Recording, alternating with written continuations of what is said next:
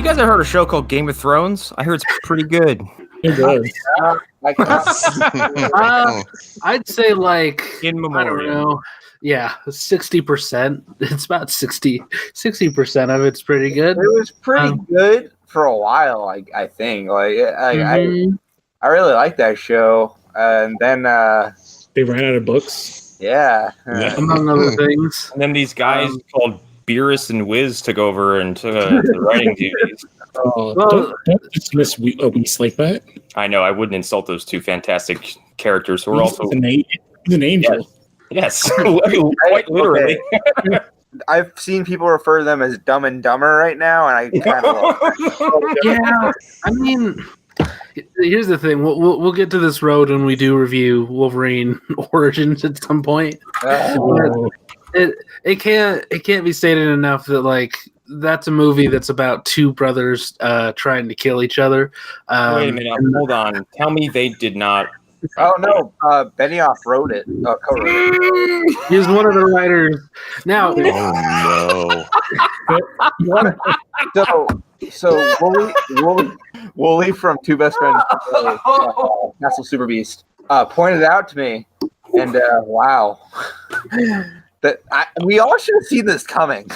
Oh no! Anyway, hold on. So this is going to be an after dark of a Phantom Zone. Hi everybody. So I'll just silly start. We're going to talk about some obviously Game of Thrones, Marvel, DC, and some trailers that came out. But I'm Connor McGraw. Who else is here? Arlen Hara. I'm the prince that was promised, Hunter Davenport. Yeah, at least we got one in real life, apparently. Yeah. Hunter, are you the POD? Painted on Death? What, the bad Christian core rap band? I'm Erik Fedorchak, and what is the fetish when you're really into Sonic the Hedgehog's teeth? Damn you piece of shit. I'm Lou Gonzalez, and there was this one time that I walked into a brothel with a honeycomb and a donkey. Did you see? You never got to finish that joke? Did you see someone finish that joke? Yeah, they did. Somebody did finish it. I guess it's like an old joke. I can find it. Anyway, so Game of Thrones ended this week, and not since Dexter have I seen such a whirlwind of fuck this network. At least to Game of Thrones credit, there is more good Game of Thrones than there is bad. And even amongst the bad, you can find stuff you like. Yeah. But as a general like creative direction and narrative direction, this show took a bigger shit than I've ever seen. Yeah. I believe the term is Omega Fumble. I'll just say this. I think the direction isn't the problem. I think it's the handling of that direction. And wow, I've never... Yeah, like the destination is fine. The journey is completely botched. Yeah, there is no journey. We just teleport around. Yeah. Right. Oh no, this is. I said it in a couple comments in a chat. This is writing by means of checking boxes, but not really worrying about how you're going to get from one box to the next. No, characters just go places because plot. Yeah, and it has the Skyrim map open, and there's place. And I like when the Battle of Winterfell happened. Two things stuck out to me. One, the fact that they wrapped that up in a single episode, and there was no echoing consequences or effects from that whatsoever. Gave me bad vibes. And then the reaction to fan criticism was like, "Hey, it's too dark." And it's like, "Well, your eyes are stupid." It was like, yeah. I was like, I don't know. That seems kind of the first sign of things going really wrong. Yeah, uncharacteristically bitter from the show. Like these producers were waiting for something, like they were preparing themselves for some sort of reaction. I thought the first sign was fucking Tweedledee going like, "Oh yeah, we hope that the viewer would forget." Oh God! Wait, forget what? What was it? It was something. The dragon. Yeah.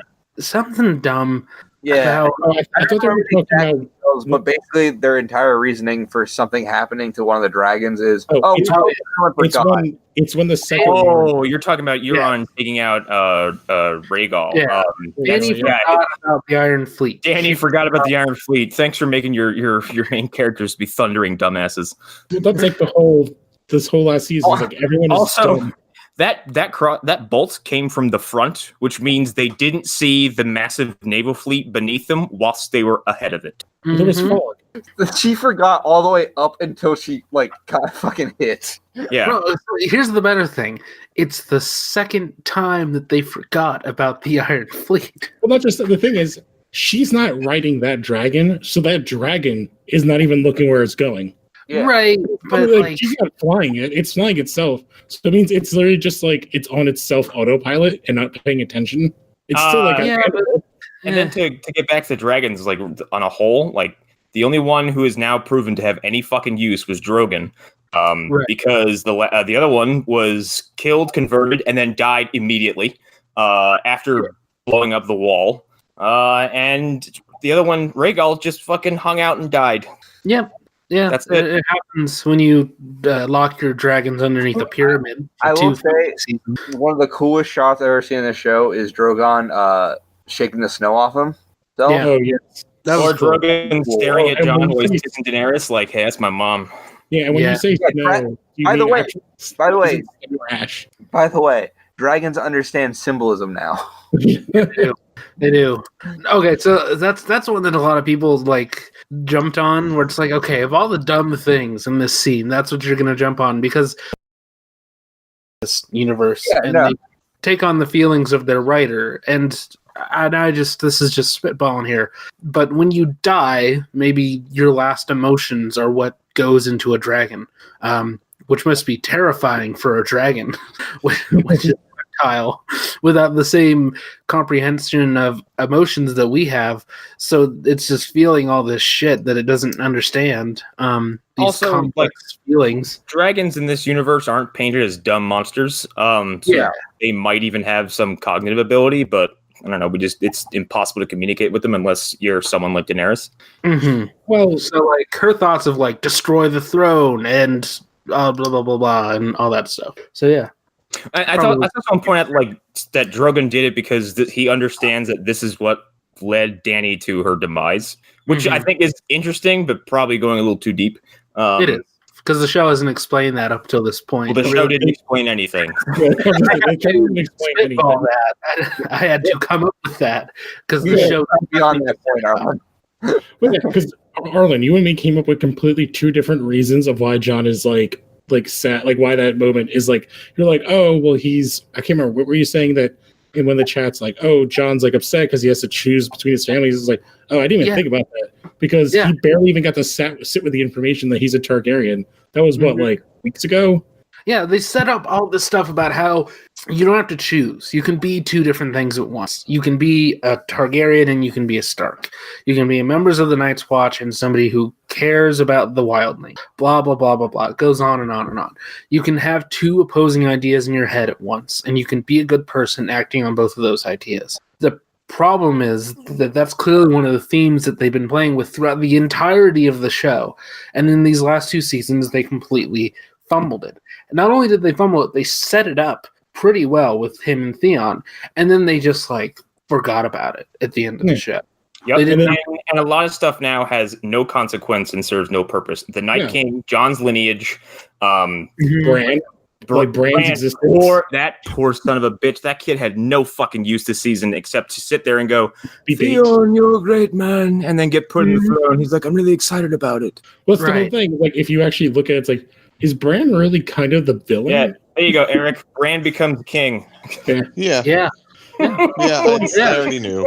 Yeah, that was completely believable from the first season, right? You can see it all, and it's just there. You just get it. Well, it's real quick, Arlen, with you saying they can be two things, like a Targaryen and a Stark. It also was shown in the first season that you can be siblings and lovers at the same time. Well, that is true, Erik. Okay, that is. And now we have to go down the ugly road of what the fuck they did to Jaime Lannister, because that character has gone on the best journey of anyone in that entire show. And they assassinate his character by having him go back on all the good decisions he made and said, yeah, I'm going to go back and die with my sister because I'm a fucking piece of shit. And I don't and then I'm going to tell someone to their face that I don't care about innocent people, even though I do.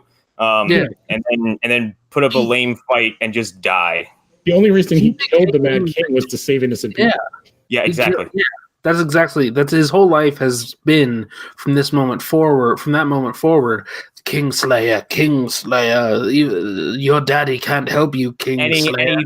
And he did it despite the fact that people talk to him like he's a piece of shit every time it's brought up, and even though he did it because the king was burning people to death. And as a member of the king, like as a knight, he can't watch that happen, and it turned him into kind of a crappy person. But then he has to go through the fucking grinder and becomes a better person, and then whatever, a building falls on him, you never see him again. Yeah. Well, you see his dead body because it magically it's just like right there. It's just right there, just a little pile of bricks. No big deal, but it killed him nonetheless. God damn it! And then they made Sam a deadbeat dad. Yeah, there's some problems. But like, for example, Jamie is a prime example of what I was talking about, of being two things at once. He was a Kingsguard doing his duty to the realm, and he did exactly what he promised he would never do, and he killed his king. You can be the person who is the hero and be the villain at the same time, and that's his entire story. I don't know why with his story kind of serving as a parallel, and his speech he has with Brienne about the Kingslayer moment, I don't see why, as writers, you wouldn't look at that and go, that's something we should probably use as a way to wrap up Dany and Jon. Let her take the Red Keep and then decide, like, now I'm going to burn everything, and have Jon stab her in the back. Well, and it is there. It would literally repeat itself. The cyclical nature of that in time, and like in another 20 years, will this happen again? Is this going to happen exactly the same way again? I saw an interesting theory. Someone posited that Dany should have been killed by Gendry with his warhammer. So that's a take. As the Baratheon killing the last. Yeah, as the Baratheon killing the last of Targaryens. I mean, there are so many people that I think would have been better. Like Arya, member of the Faceless Men, the organization that destroyed Valyria. They're responsible for the doom of Valyria. They're the reason the Targaryens are in Westeros.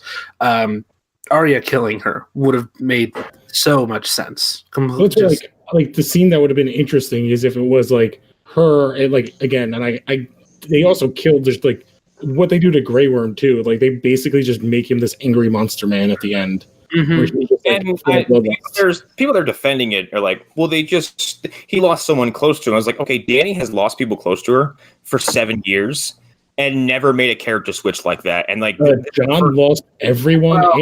There's so many people who've lost so much more, and none of them go off the handle like that. Exactly. Well, Dany and Grey Worm, who was a slave, was a slave and has seen the worst of humanity, suddenly decides, like, the deaths of innocents is completely necessary, and I will stab unarmed men. Like, real quick, something I'd read today was that. Do you pronounce her first name Maze? M-I-M-A-I? Maisie, I think. Maisie, all right. She had talked about how she wished the series would have ended, or at least how her character would have gone out, and she was kind of hoping that she was actually going to be the one who killed Cersei. Because she's like, she thought it would have been perfect if when Jamie got there, he peeled away his face and it was her underneath. And oh my god, that would have been fucking awesome. There's a bunch of press stuff you can look up featuring the cast that paints a very poor picture of this fucking season. Everyone is so disappointed. You can everyone is either cringing or just being straight up like brutally honest. I can't remember who it was, but someone was asked like, "What do you think about the last season, the finale?" He goes, "Disappointing." Oh, yeah, it's John. There's John. There's a really good one where it's what's her name? Dany, Melisandre, and Grey Worm. Yeah. Like, how do you feel about what do you think of the finale? And Emilia Clarke, she's speechless. She cringes, looks away, and then goes, "Best season ever!" She can barely get out the word. Did you see the one where Peter Dinklage looks like he's being held hostage? Well, no, there's a behind the scenes thing where he's complaining about putting the smartest man in the room into a room full of dead people when there's a man outside who can resurrect dead people. Yes, with just the women and children. Yeah, I guess. And the way he says it, it's so good. There's so much shade being thrown. It's fantastic. But there's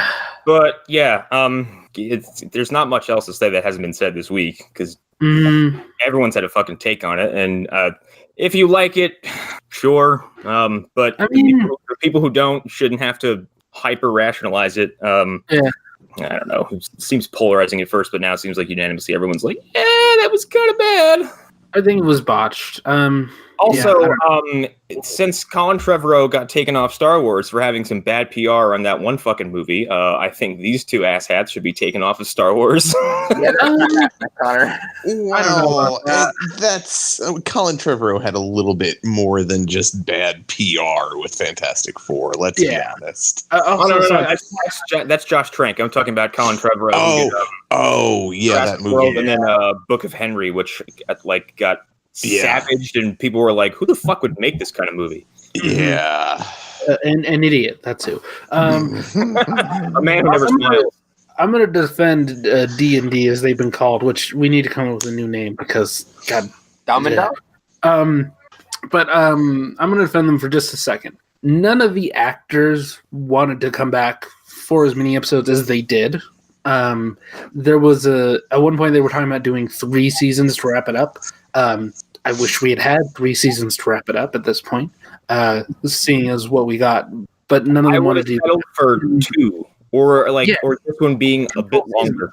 Yeah, but they kind of had to fight to negotiate with contracts and stuff like that just to get the 13 episodes that we did. So I do have to give I'd have to give the writers credit for trying to figure out the best way to do it in 13 episodes. I don't think they did the best job that they could have done in 13 episodes. Even with giving themselves feature length runtimes, these episodes, none of them felt like movies. They didn't feel big or grand. They just felt like long episodes of a show that I watched that is doing weird things. Mm-hmm. I feel like they should have been 2 hours towards the end. They should have been actual films. The last 4 episodes should have been 2 hours, and they could have been easily, and I would have sat there and watched them. And I watched these episodes sometimes twice, and I would have done it.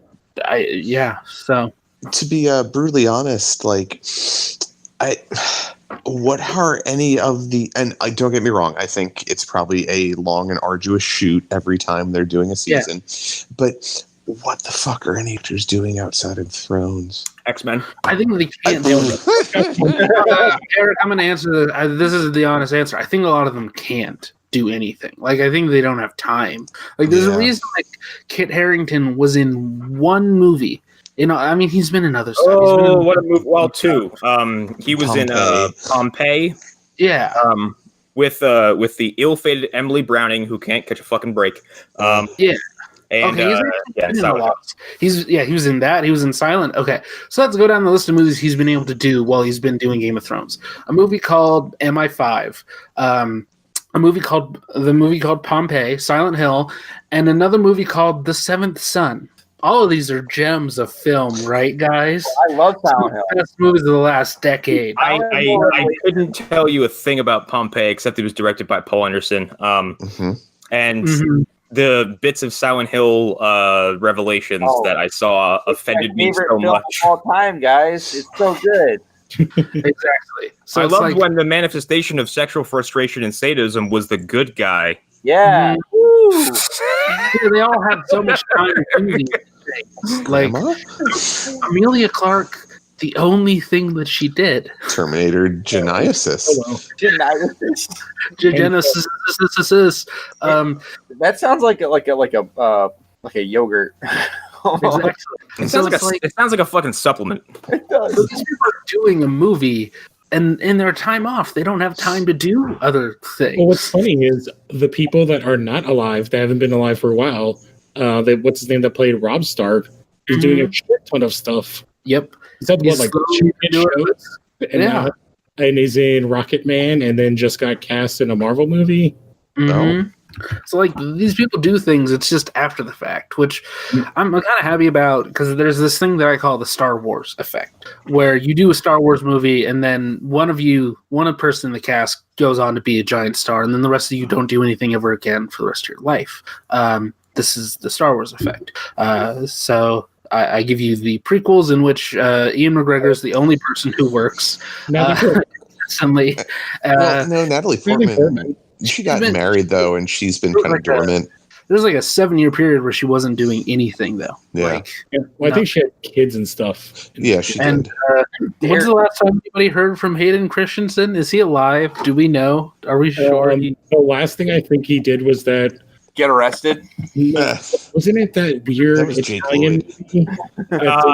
I know he did a convention or something tour recently where he openly talked about how like the years after Revenge of the Sith were so cruel to him that he's like, I'm done with acting. Yeah. Wow. Yeah.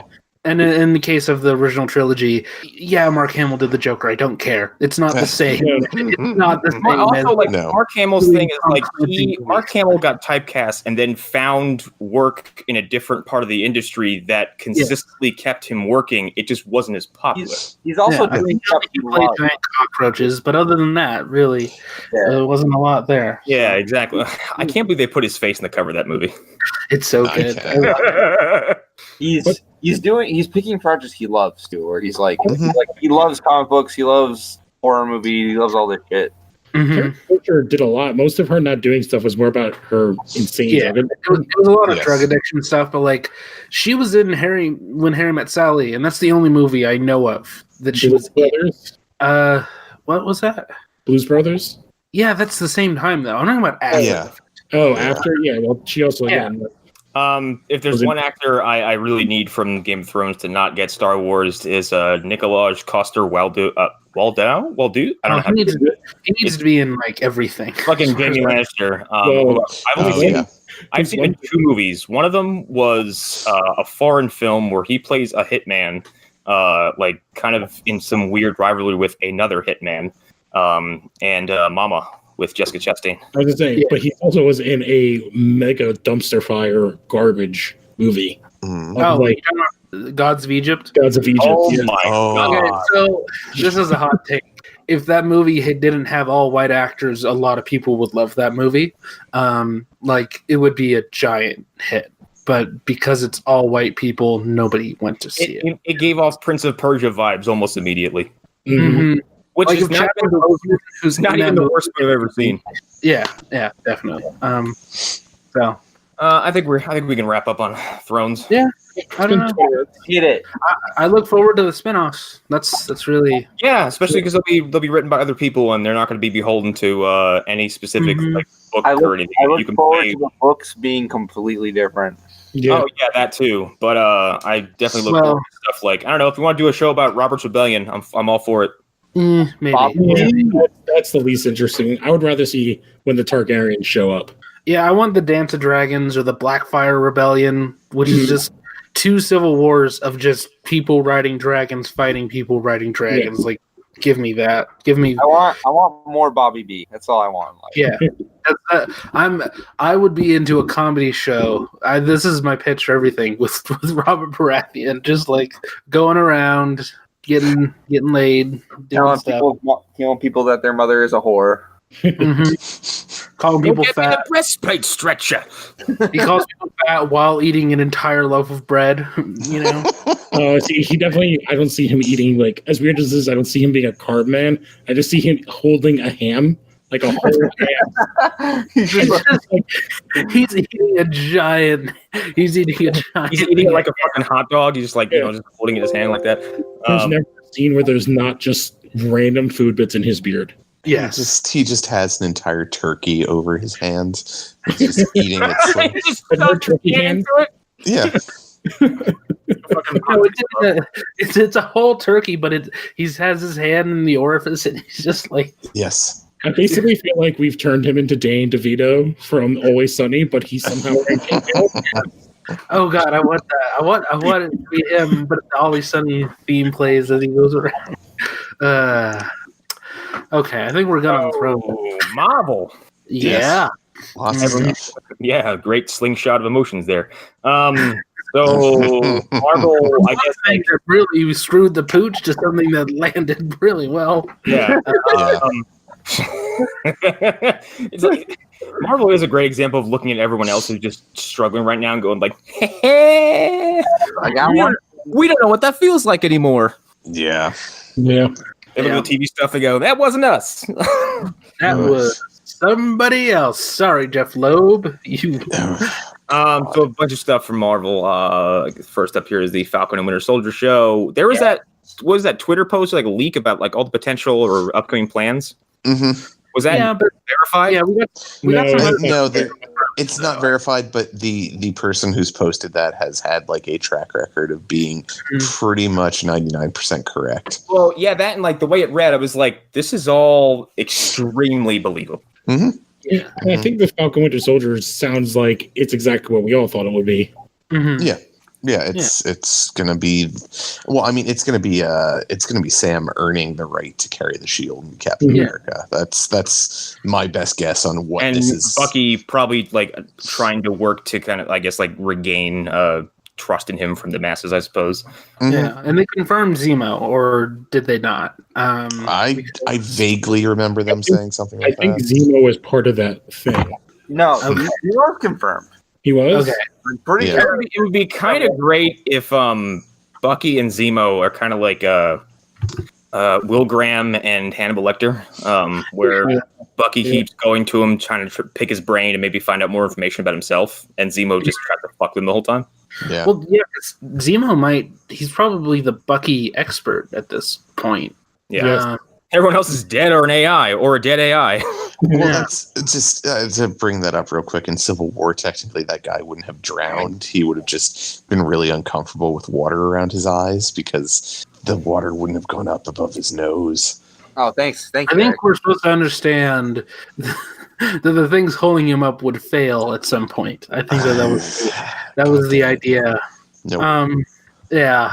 Or he dies of starvation because I'm sure no one knows he's there and he just That's finds true, him yeah. hung up like a fucking bat. That's true. I prefer that end. Okay. We see him suffocating. God damn it, Erik. But I don't know. For me, them bringing in Zemo is like, oh man, that is such a good way to like kind of tease towards Thunderbolts. Oh, and and Sharon Carter, I believe, was the other one confirmed for it. Yes, okay, I remember that. Which that is a character that needs some major rehabilitation. That which sucks because after Winter Soldier, she was pretty much set up on her own. Like she didn't need it. She had her moment in that fucking movie and then became a name. And then in Civil War, they were like, "Yeah, you're just gonna kind of look at stuff. You're gonna bring us our stuff, and then you're gonna kiss Steve, and then you're gonna leave the film." Well, no, Yeah. she fought Bucky. That's She fought true. Bucky. Yeah. That's right. We're gonna talk about how you Also- made people ever. Yeah. And Deadline talk about- go ahead. Deadline confirmed Daniel Bruhl, just in case. Awesome. Oh yes. So yeah. Now, is Sharon going to talk about how she was so attracted to Steve because her aunt's husband looked a lot like him and she always wanted a man like him? He was like a second father to her. God damn it. There are lots of videos like that on the internet. Oh no! I've seen several Tell me documentaries. where. Tell me. It rhymes with corn tup. Yeah. Anyway, but I'm fucking. What did you say, Arlen? I'm surprised I didn't hear your boner pop from orbit. Yeah. The show was announced. I think somebody said something like that. Yeah. Like, Well, all these shows that they announced for the app just sound awesome. Like that, Loki sounds great. Yeah, and like it all sounds so much of what the what Agents of S.H.I.E.L.D. isn't, which is like, yeah, it's part of it, but not really, and we don't really care about it because at this point, like its existence is out of our hands. Yeah. Well, it's what all of us have been clamoring for, which is like we want to see what's happening in between the movies, and the fact that they're like, oh hey, yeah, this is going to star the actual people who are from the films as their characters. Like, that's a huge sign of good faith on Marvel's part. I mean, I think they confirmed it's only going to be 6 episodes. That's perfect. I think all these end up being limited events, but that's fine because, like, imagine the amount of money you throw at people for like, hey, you do these movies, which is they're big shoots, long schedules. We're probably need you for a year. You want to come back and do a TV show? Like, how happy are these people to come back that they're willing to do this? The biggest name of it all is probably Mackie. Yeah. At this point, it's probably 1, and then Mackie's 2. And since nobody wants to use Paul Bettany for some reason, I'm sure he's happy. Mm-hmm. Well, he didn't even get the back for the last one. Yeah. Well, and also the approach that they're taking to this it's the kind of approach that I love. It's one director for all 6 episodes, and I haven't actually seen anything that she's worked on, but I've seen trailers and stuff. And she worked on Handmaid's Tale. yeah, she's clearly a competent director. Which is a very well directed. She won an Emmy for Handmaid's Tale, the episode that she directed. So we've got somebody who's what's that?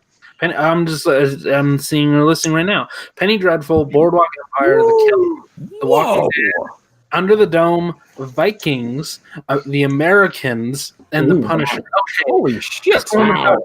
So she's done everything we love, is what you're saying.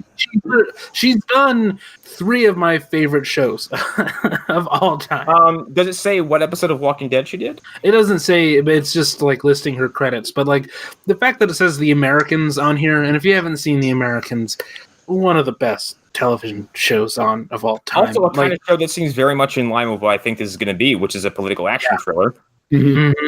And also, there's a versatility in this listing. Penny Dreadful, which is this like soap opera, and Boardwalk Empire, which is the gangsters and all that stuff. The Killing is like a murder mystery. Like, yeah, just. And you said she did Punisher too.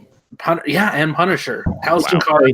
Really going to be kind of close to what this could be in many ways. Mm-hmm. Like I'm seeing so much versatility here. She could go on to do other Marvel stuff easily.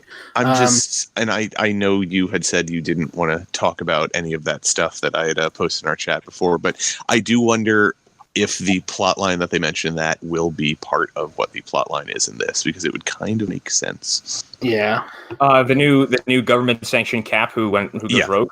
Yeah, I want it. Give it to me. Which would just be U.S. Agent, I think. Well, no, there's been like several different Caps. So there's the U.S. Agent version, and there was one that went crazy. I don't remember his name. He was the one before U.S. Agent. I was gonna say, what if they managed to pull that dude from Jessica Jones and use him? Well, he got thrown into the goddamn Hudson. He got smashed by Jess's mom. I think that happened. I don't remember. Jessica's mom turned his head around. I mean, just hearing what you're describing, it doesn't sound exactly like what they do in the comics. And my problem is whenever somebody says, well, this is what was leaked, and it's like exactly what happened in the comic books, I'm like, I'm not sure about that. Because Marvel's they've never really done that. They've never just taken the story and just written it down as it happened in the book. No, but I don't think any of the things from that leak were exactly like what happened in the comics. And I mean, I think you have to take some aspects from the comics and be this is. I did read something that kind of implies a certain big bad. The way he takes power is sort of like it's not what happens in the comic. Yeah. Okay. Yeah. Yeah. Oh, and the Cap I was thinking of is William Burnside. He was the Cap for a couple issues in the 50s. Yeah. The communist, the anti-communist Cap. Yeah, he showed back up in the Brubaker run, if I remember correctly. Yeah, and he basically got He's not the guy they used for Agents of S.H.I.E.L.D., was it? Because I know they used one of their they used a pseudo Cap character. No, I thought they used one. The black one was the one they used. Oh, that guy. Yeah, the one that's like Patriot's grandfather. Yeah. Yeah, the one from 60s, right? I think that might have been it. I can't remember exactly what time period he was from. But this character's story did include Sharon Carter being brainwashed as well. Mm-hmm. Like in his story of when he went nutso, and he became a leader of a white supremacist group. I'm sorry, the Patriot was in Agents of S.H.I.E.L.D. Oh. Yeah. Well, then he's off the table. Yeah, exactly. Well, yeah, most likely 100% off the table. Yeah, as it tends to be. Regardless of what the overarching story is going to be, I cannot wait to watch 6 more hours of Sam and Bucky interacting with each other. Oh, I cannot wait! I need it. Yeah. What's the point? It's just internet loved made a show real. Mm-hmm. Mm-hmm. I don't think it's just that. I have a theory that they're gonna come back with 3 movies a year, and I think 2 of the 3 every year are gonna be space movies. And I think the shows are their way of compensating for that. Because just dropping that much space on people might be a little bit uncomfortable if you're someone who just doesn't like those movies. If you're the weird person who's like, I don't like Ragnarok because it's in space and it's not realistic. Sure, that person isn't real. Yeah. It's not realistic. What the fuck? Stop making movies made in space. Space isn't real, obviously. This is true. Women can't go into space either. I'm going to share a picture of this other Captain America. I also put a picture of the Patriot using a very cap-like shield. That is Agent Coulson. He had like a hard light shield. Oh, at this is point. Oh wow! All right, that's from Yeah. the Wade run of the So comics. this is what happens to that yeah. Captain Bill America. Coulson fights the Watchdog. Oh. Oh God! He What the turns into fuck? Ku Klux Klan Wolverine. Oh God! He looks Oh, like no. Wolverine who's not finished. Yeah, he's Yeah. Ku Klux Klan Wolverine. Is it John Byrne who designed Wolverine? Because Jesus Christ, that might Wow. be. Yeah. This is like when you see a character who has those weird chin like lines, and you're like, "Oh, yeah, I know who did that one." I mean, it's not as bad as Deadlock from Image, but this is pretty bad. It's yeah. It would be an Deadlock- interesting. Deadlock goes, that's fucking Wolverine. You can't fool me. I mean, yeah, you change the color palette just a little bit, and like that's his first X-Men appearance or something. Oh yeah. It would be interesting in this show, though, if say it was like a rogue super soldier, if they went with somebody who was like, and they went like very current day political, like it's like, oh, the government doesn't want a. Wouldn't it be cool if it was just Blonsky? If that was their way of like hiding. Well, they could do that, or they could do Nuke properly, because Nuke was originally supposed to be a super soldier. Like he was supposed to be a Captain America, and and his jingoism would work really well with the current political climate. I mean, you can just not say the name of the drug and do Nuke without having to do Simpson. You could just say he's another guy, and Yeah, that's true. And you could give him the American flag face. Yeah, tattoo. you just do it. You do what the movies have kind of done a few times effectively, which is like pivot a title onto a character who's like maybe either not the current iteration or can serve as a suitable substitute. Yeah, Agent Shield did Graviton twice, so Yeah. That and like when you say Ant-Man, a lot of people think Hank Pym, but then the movies gave us Scott Lang. So right. Mhm. Agents of S.H.I.E.L.D. is my Smallville for Connor because Jesus Christ, like, it comes up every single time, and I'm just shocked by everything that I'm learning about it. Okay, I don't know if there's anything else really to say about the Falcon show. So do we want to go to the other?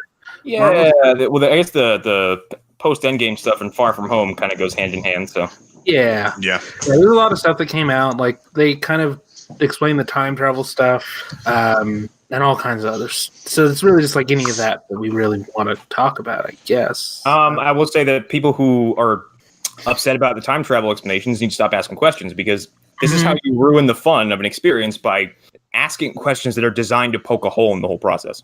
Yeah. Well, that and time travel by itself in any story, unless it's ridiculously complicated, like the movie Primer, it's going to fall apart. It's a paradoxical pseudoscience that doesn't make sense. no matter what you do, stuff isn't going to make sense. It's a thing that we can't explain until we're able to do it. But I like how people are like, oh yeah, that talking raccoon I can totally accept, but that talking raccoon traveling back in time?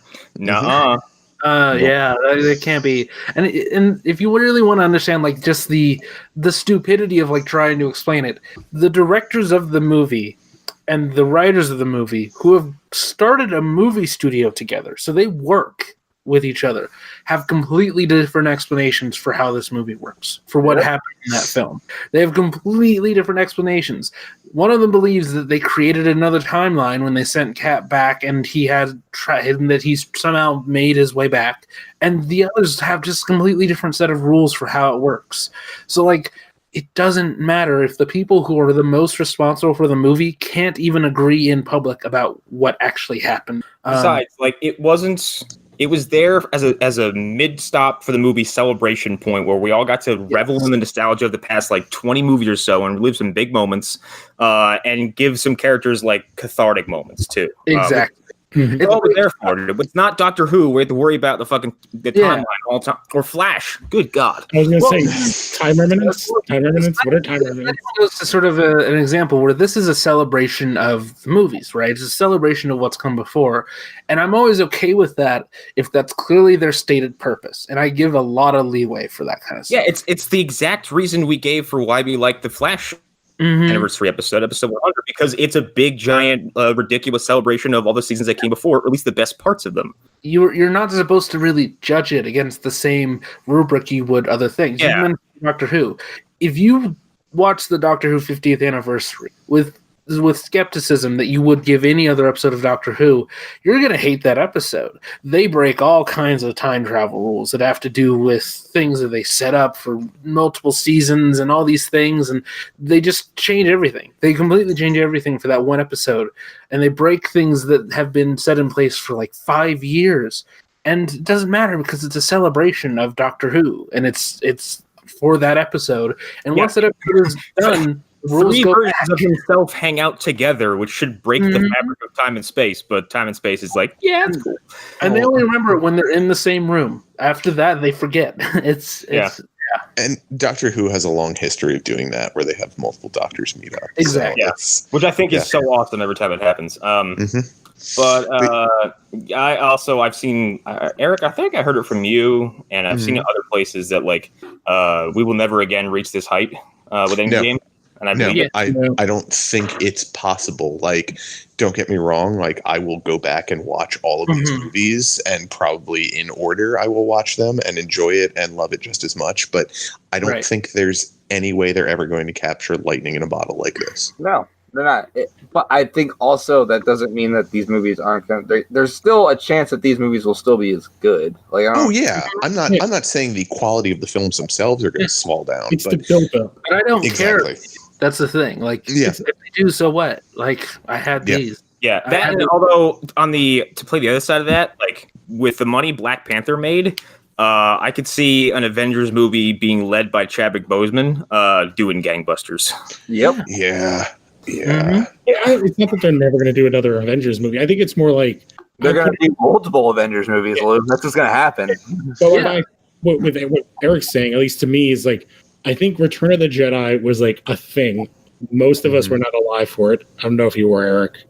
Of course I was. Yeah, dude. I was born in '78. Come on. So you don't have to dance around it. That's part of the show, is making fun of me being the oldest man on earth. But like, that was has there ever been before that, like 2 movies that led into a third? Like, I feel like you mean a hugely popular ongoing film saga? Yeah, probably not. Not in that way. Not with that kind of shared plot. And like, I've said this many times before, and I've thought about this a lot. The Godzilla movies and the James Bond movies predate Marvel, right? And there's multiple iterations and sequels, but like, there's not a running story from the only other franchise. There's only like 2 other franchises that kind of ran this long, and they were mostly simultaneously, which is Harry Potter and Twilight. Yeah. And it's also exciting, like James Bond and anything else that, and Godzilla, like they never took the cultural zeitgeist like the Marvel films have.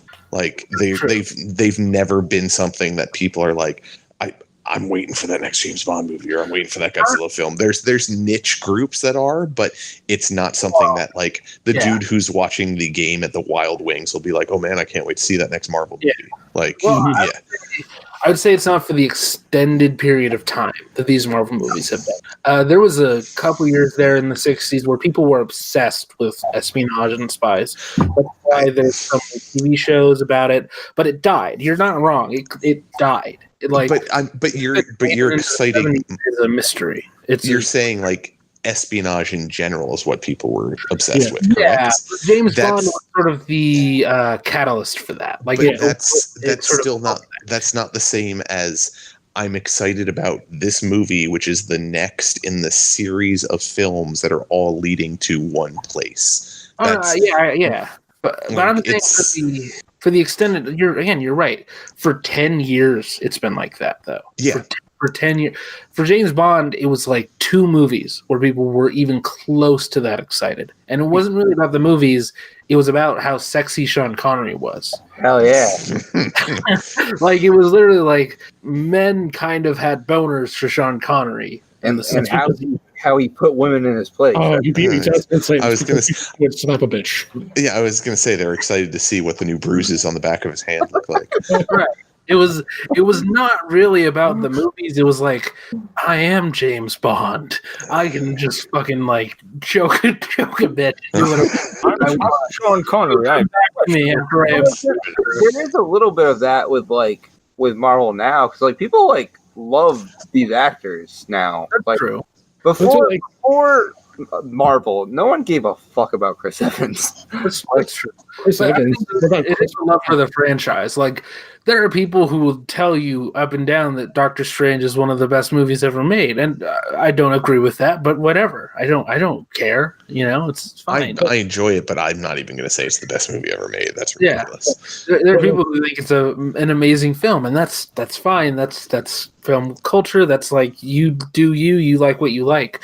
And that's fine, but I think it comes out of the fact that Marvel has become this brand that we associate with these sort of positive feelings, and it's very dependable.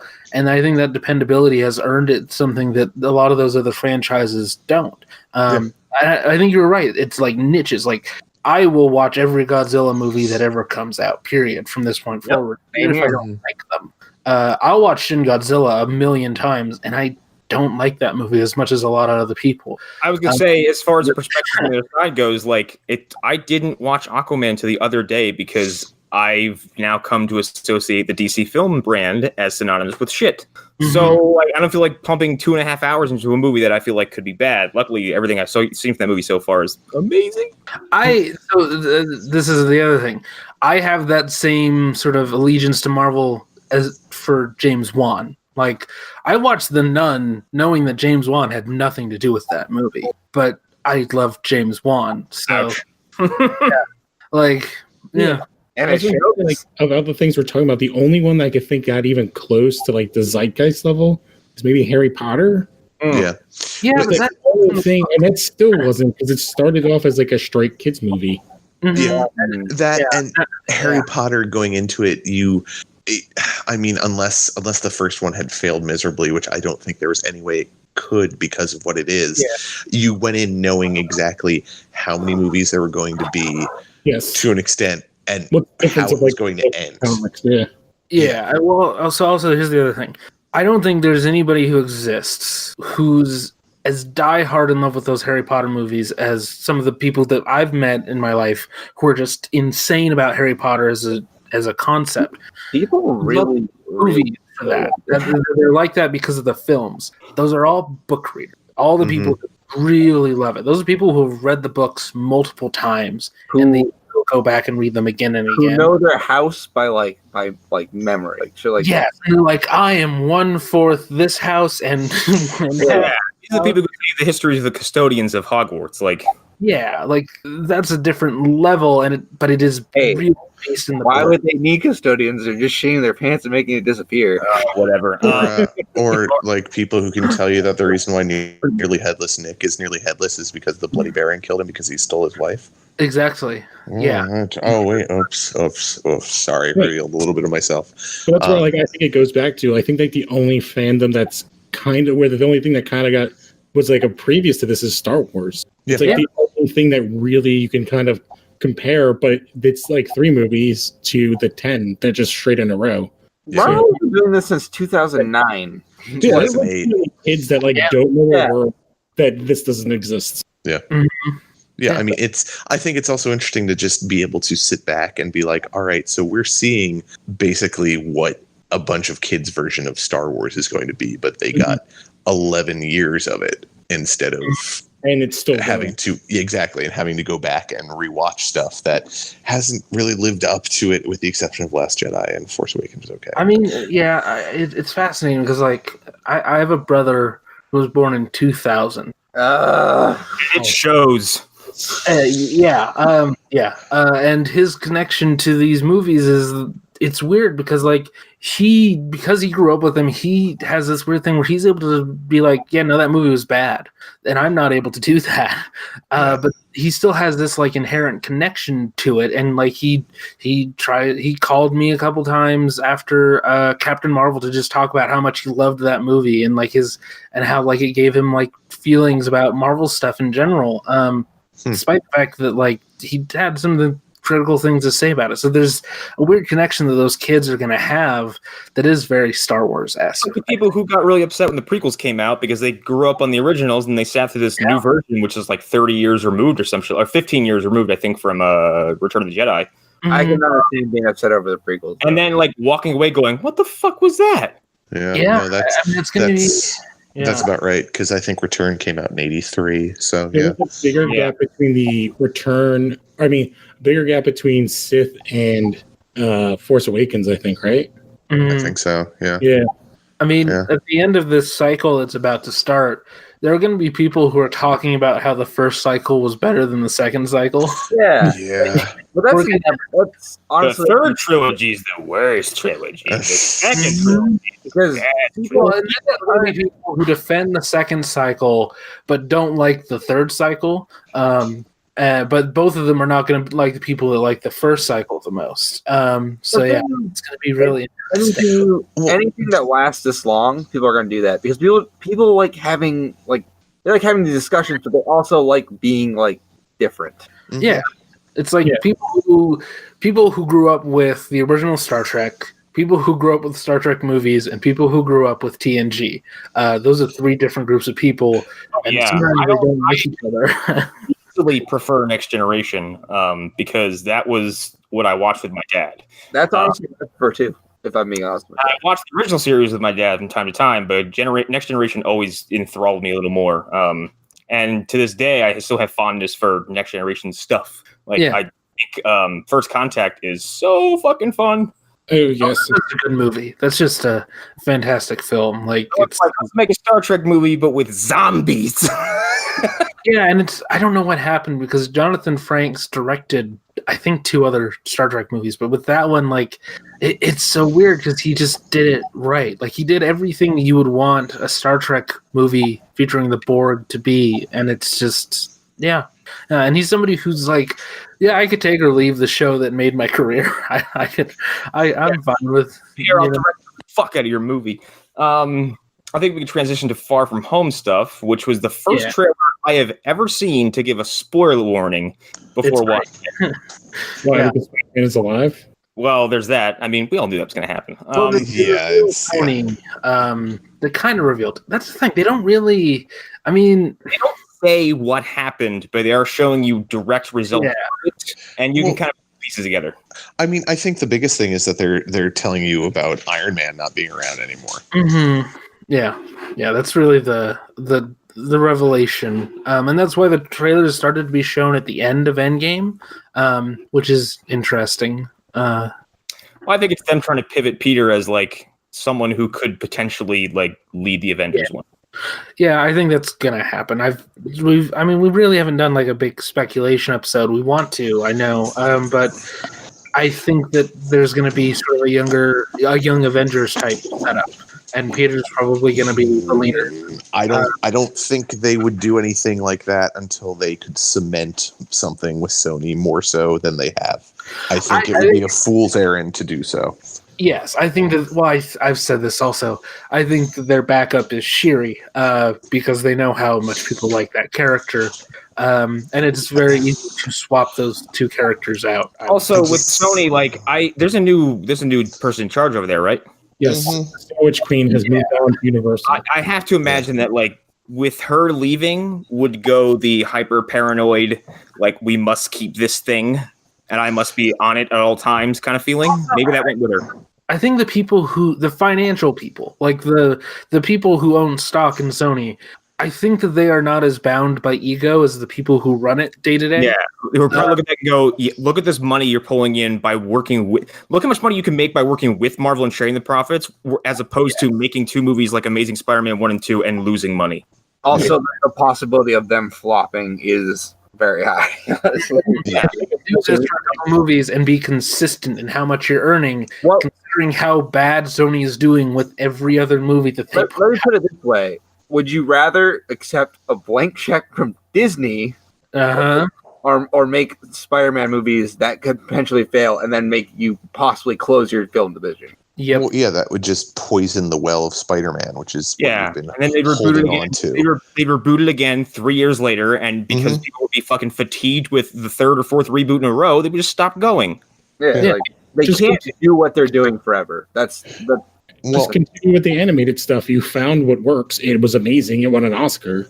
Honestly, though, I feel like part of Amazing Spider-Man 1 and 2's biggest issues were that even like the layman, because I use my wife as a barometer a lot of times for things that she might not realize I'm using her for a barometer as, but like when she saw the first trailer for Amazing Spider-Man, she's like, wait, they're doing it again?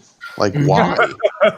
and she doesn't really, she likes some comic book movies that we watch, but she's not really a big fan. But the fact that even she was like, oh, why are they doing this again? Like, that should have been a big sign for Sony. Not saying just my wife's opinion. I'm saying in general, though, that the layman, for lack of a better term, is like, why are you doing this? There are people I've met who thought that The Dark Knight Rises was like the 8th movie in a series from Tim Burton's Batman. Okay,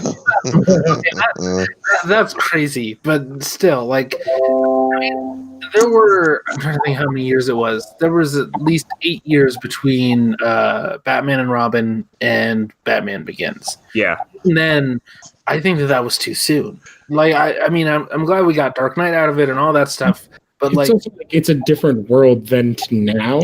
Yeah, exactly. Yeah. It's just. Yeah, but what's the difference between Dark Knight Rises and BVS? It's not that long. 7 years. Yeah, something like that. And it'll roll into like one of the other when we get to DC stuff. Like we have another one coming. 4 years later? Yeah. Well, it's the same Batman, most likely. But yeah, I get what you're saying. Are we sure about that? Nothing. Nobody can confirm a fucking thing about that. I know. Yeah, that's the problem because like if he just shows up and starts hanging out with like what's her fucking name? Well, the actor, like I'm talking about the current known consistent actors we've seen this universe so far. Yeah, like how weird is it going to be? Like, oh, hello, Bruce. It's been a long time. You don't look as gray and large. Mm-hmm. Well, before we go down this path, though, is there anything else anybody wants to say about Far From Home? Yeah, I did want to bring up the one thing that's in the newest trailer is, and I think it's misdirection, but I also I also think it might actually be a little bit of truth in there about other dimensions. Oh, the multiverse. Yeah. Because it would be the perfect thing to follow up Endgame with to actually make a movie after a big Avengers film have some weight. Yeah. And instead of the Infinity Stones being your through line, like this idea of multiple realities that you become aware of and possibly like things intersecting and kind of stuff like that, that could be through line. Yeah. And that's a great way to introduce all the new acquisitions that Marvel Disney has now. Yeah. It's a really smart way to just like, here's a portal to another universe, and look, it's the X-Men. Look, fully powered and fully trained. Hey, look at that. We don't have to go through the origin story. Flash did that flawlessly, I think, with the Superhero crossover, because it's like, well, we put this character in a show that exists in her own universe and blah blah blah, and they're like, yeah, we have a guy who runs so fast he can punch a hole in space and jump over to her Earth, and they're like, all right, problem solved. Her, exactly. Katie Cassidy played Laurel, and then she died, and then she was replaced by Earth 2 Laurel, and we just accept that. Like, it comes up frequently. There have been 5 Eric Welleses. Yeah, it's like we've seen 15 Wells. It's like I'm just waiting for them. Oh my! You just made me pop in a great idea. They need to do a gender swapped Wells. They do. I don't know who can get to play that. Well, no, they get the actress who plays his wife. That's what they do. Oh, that's a great idea. Henrietta Wells. Yes. She's the genius in that universe, and Tom Cavanaugh's just the pretty, other person. That's the thing. I do want to say about Far From Home before we go too off topic. This is like the first Marvel movie in a while where I'm like, because Endgame was this as well, but like I'm like really excited going into, because like there's something about not knowing what's next that also there's something about anyone just blasting Mysterio in his like completely faithful glory on screen that's so immediately like, yes, I'll go to your movie. They pulled a character that we have not seen a version of ever live action, and that is an awesome goofy comic book character, and they got a really good actor to play him. And Adrian loved that suit so much, he insisted on it being in the film more. Yeah. That's amazing. And also, like, there's this weird meta thing of he almost played Peter Parker in a Spider-Man 4 that almost happened. Like, It might have been a better movie. I mean, maybe. Yeah, I don't like. I'm into it. Also, there's sort of the same thing that we had with Ant-Man and the Wasp, where I just want to see what's next. Like, I want to see what happens next. You know, if I was gonna add anything to Endgame, it would be like 20 more minutes of just like, well, what do they do now? Like, actually, one of the reasons why I didn't run out and go see Captain Marvel, because I'm like, it's not pushing anything forward. I'm aware of her existence and I know she's gonna be important. That's fine. But the extra 20 minutes is Luis explaining the entire Marvel. Yes, that's true. That should be there. Yeah. Which our Lord and Savior Kevin had said they actually did that, I think, for Infinity War. Yeah. So it's gonna possibly be on the Blu-ray. Yeah, I'm hoping. I need it. I want Luis explaining the entire 5-year gap between the snap and Scott's return. In one fucking sitting. I want part of the middle of his story to be about our Mad Max-esque adventure he had. I was the king of the wastelands. He has the ant from the first movie, like the giant. Yes, he has an entire colony of ants at his command. He just rules New Mexico. He's like, I don't got to do anything anymore. The ants do it for me. Yeah. Okay. Okay, I guess now we can hurt our feelings again. Well, no. No. Well, okay.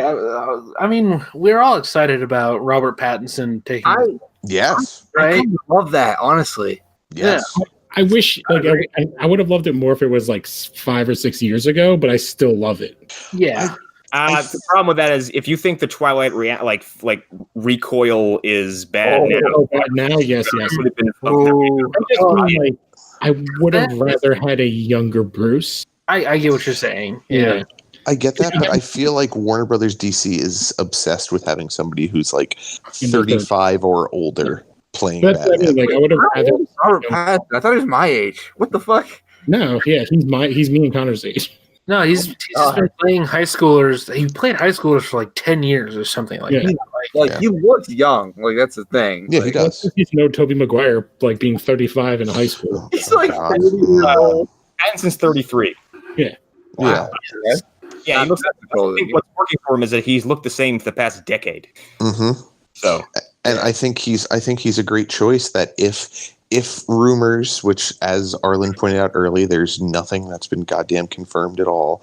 But if rumors are to be believed that this is going to focus more on the detective aspect of Batman, like, I want somebody who isn't gigantic and just punches crime. Yeah. Like, I want someone who actually solves it.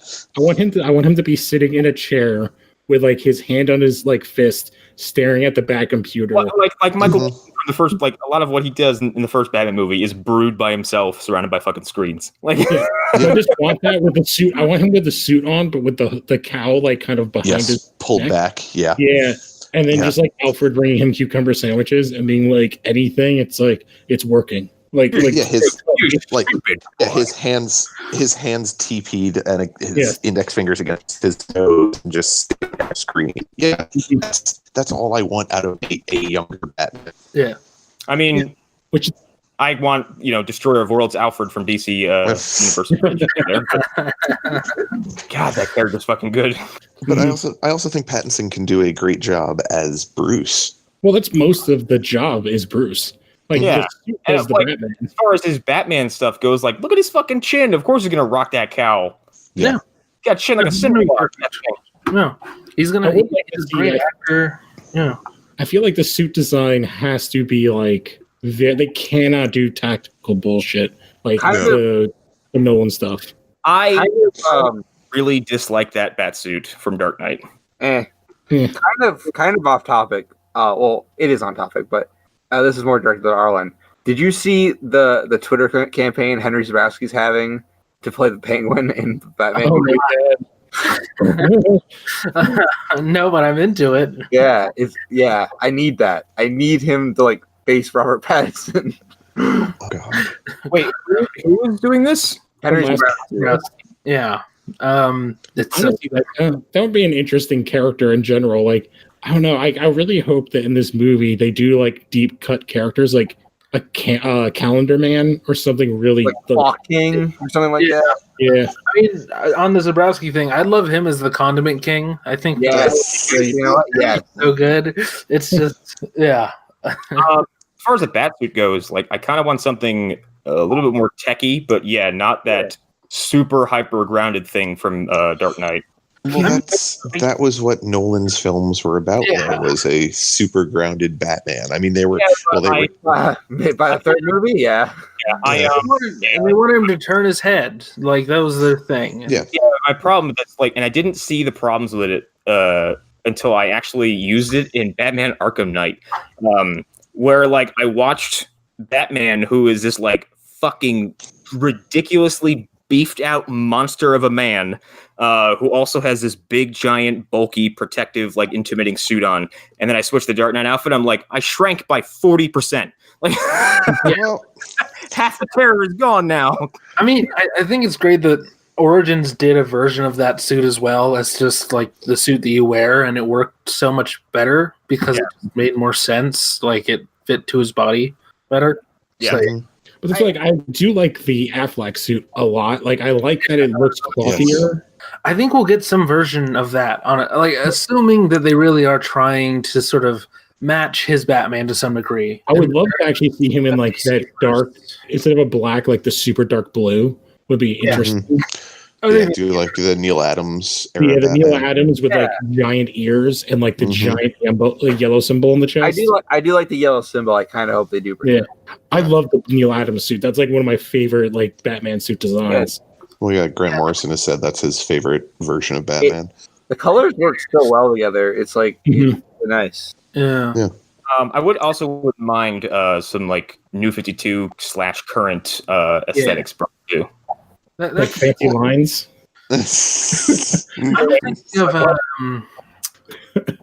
I'm thinking of this the director who they got, whose name is escaping me. I'm just thinking of his work so far. Wait, is it Reeves? Yeah, Matt Reeves. He tends to go pretty realistic with his stuff, but there's always a sense of like, I don't know, like a hint of goofiness. Like even in the Apes movies, like the ape holding 2 machine guns riding on. Yeah. I mean, that ape should speak to what, like, you know, his sense of humor. Yeah. I think is great. Shut up. So I think the suit will be. I think it'll be pretty similar to Snyder's. It'll be kind of grounded, but there'll be like little goofy aspects to it that don't quite make sense. Which I'm. Well, there's stuff they can do with the technology now, like just CGI the cape in, like so that you just don't even have to have it there. And if it's a period piece, Amazing to me. yeah. Like the warehouse sequence from BVS. I'm like, there was no. There? I could swear. Yeah, they're getting really good at that. Like Thor didn't have a cape in any of the Thor movies. I don't. Yeah. No, he did. It like comes and goes randomly because like it's supposed to just like when he decides it kind of just like unflare. No, it wasn't there. I mean, like he. It Oh wasn't no, yeah, he just has a little red thing on it. Yeah, like he has like he's wearing this thing, but like so many times his cape is CGI, like totally CGI, and so Vision's obviously is CGI a lot of the time as well. Yeah, I know, like Supergirl does it with Martian Manhunter. Like he wears the suit, and then he has the stuff all over his face to like they swap out his face. That's actually really cool. That Do you ever stop and think about how horrifying that must be for the other actors? yeah. Like just to have to like look at this dude who has like whose face. Doesn't fucking Josh Brolin have like a big stick on his back with Thanos' head? Like, Yeah. eye level where it's supposed to. Yeah. They do the same thing with the Hulk. Like somebody runs around with it like. Well, no, it's Ruffalo. He's wearing like skin tight stuff, and then he's wearing like basically Hulk gloves, like the same set of gloves that they've been using for years. The sort of gloves, and Sean Gunn went around with a rocket on top of his head, like Rocket's head on top of his, because he was the stand-in for Rocket. Yeah, R.I.P. He was a good boy. So we want to talk about Crisis and stuff. Sure. All The CW stuff. Let's all get real excited about it. This is I'm the point where excited. this is the point where the 4 people who listen to our show are starting to realize, they don't really talk about CW stuff that much anymore. You want to know why? because a couple of bad seasons throughout some shows really abused us. And absorbing that all in large quantities had become taxing. I'm not going to say that. It's just the amount. Here's what I've learned over the process of if you watch something for how long have we been doing this? 3 years, 4 years? 3 years. We're in the middle of season 3. Yeah.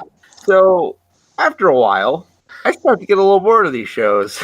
I am quickly not becoming a fan of these shows, if I'm being honest with you. I miss them now that we don't actually have to go out of our way to watch them. Which is one of the reasons why I've been kind of overjoyed with Flash this season, because not only is it bringing a bunch of stuff back that I like, but I'm not having to sit there and go like, wow, that was fucking stupid, and I have to talk about it. Like when we did Bunraku for Movie Dumpster, I remember liking that movie, and then I sat down to watch it for critical standpoint. I was like, this fucker's 2.5 hours? What the fuck? Yeah. And then realized it was 2.5 hours and lots of poppycock. Still kind of like pop-up funnies. Pop-up funnies. Joe's fucking Woody Harrelson impression kills me every time. It's so good. It's so good. Notice how we automatically want to talk about a podcast that some of us on this show listen to rather than the shows that we watch. Well, I do. Who's this? We watch this show, motherfucker. I haven't watched any of this stuff in quite a while. I understand that, though. I'm really excited for Crisis on Infinite Earths, especially because all the other stuff aside, the crossovers have been consistently fantastic. Yeah, no, absolutely. I finished Flash and I finished Arrow, and like because not all of us have watched it. Like the way Arrow kind of wraps it up, I was just like, man, this is going to be like some heavy ass shit. And like Flash ends with a fucking bummer too. Like Flash ends with basically a flat out defeat. And then the villain's like, fucking bye. That sounds familiar. He says, see you at the next crisis. Yep. Yeah, it does. That does sound familiar. I've decided that I'm a hardcore Arrow fan. So at this point, like, I'm excited about Arrow. I only have 8 more episodes to go after. No, I think it's altogether like 16 for me. So. Okay. You make it sound like a prison sentence. It is 8 more episodes, man. I'm almost out. I mean, that's the point where I will start to be like, yeah, we can not do CW and not worry about it. Like, I don't care. Do you promise? Very similar boat where we're both just like, fuck the CW. I mean, it's sad because like they've all been good this season. Like, especially like Supergirl. It's not that okay. It's not that it's good or bad. It's I'm tired of it. Oh yeah. Wait, hold on. You are at the CW where I am at with wrestling. Yes. Or I'm like vitriolic. Let's put it that way. Yes, I'm going to justify though what Hunter's saying. At this point, Hunter, you have watched as much CW as the entire run of Smallville. Yes, that's how much. That's how much CW you watched. Wow, not that big of a fan. That's the thing. I haven't watched that much, and I'm just at like, no, I can't do this anymore. You were already coming in with some like, really? You want me to watch this? Like, really? But that's the thing. Like, since you didn't come in the ground floor, like you're gonna see stuff crack right away because, especially with like Flash, season 1 is really fucking good. Yeah, it is. What I watched of it, yeah. And then you like if you start in season 3, you're like, this is what everyone's talking about. Yeah, and he started with us in season 4. Like, was it season 4? I can't. Yeah, I don't know. It was right after Savitar, and then it was after Savitar you joined up. Okay. Just imagine that was not the worst villain. No. I know that it was season 3 of Legends when you started because we had just come off of season 2, and you were like, "Really, guys? This is the show that you like so much?"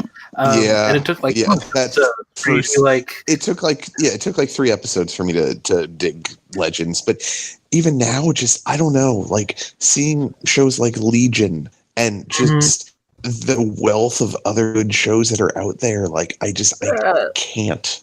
I can't anymore. Yeah. I think it has to do with the season length, a lot of it, like, which hopefully they learn, because Legends was shorter this year, right? Wasn't it like a bunch shorter? I think they're all going to get shorter. I think Arrow only being 8 episodes in its final season is going to do a lot for the ratings, and I don't see how CW doesn't look at that and say, well, maybe they don't all need to be 22 episodes. Good. That would dispense with a big problem that a show like Flash or Supergirl has, where it's like we have to have a stupid throwaway villain that causes a temporary problem that no one ever talks about again. Filler.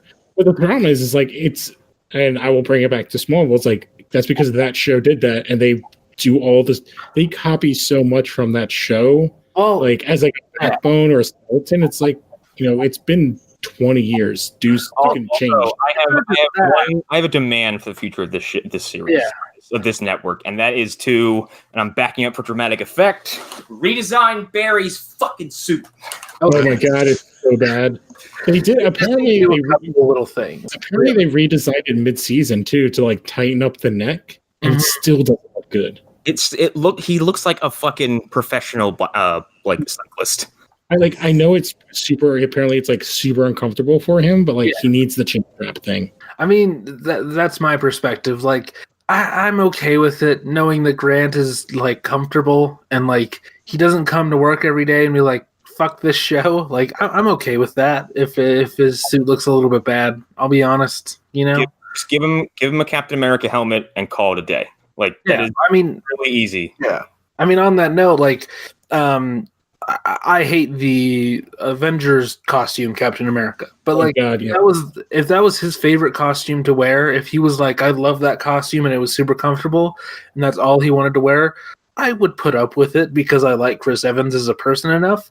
Luckily, he hates that costume. It's his least favorite costume to wear. I hate that. At the same time with Barry's suit, like when you put him next to Eobard again, you're like, wow, that design is really lame. Which is funny because like I feel like Eobard's suit, especially the face piece, somehow maybe it's just like the head, like Grustin's head just looks.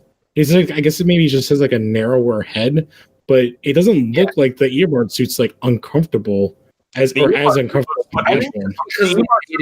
Out comfortable. I think they made it a size big because they knew that they were going to have Kavanaugh and other actors. Yeah, there are 2 Reverse Flash suits for production. One was for Letcher, and one was for Kavanaugh. And when Letcher was used in season 1 and 2.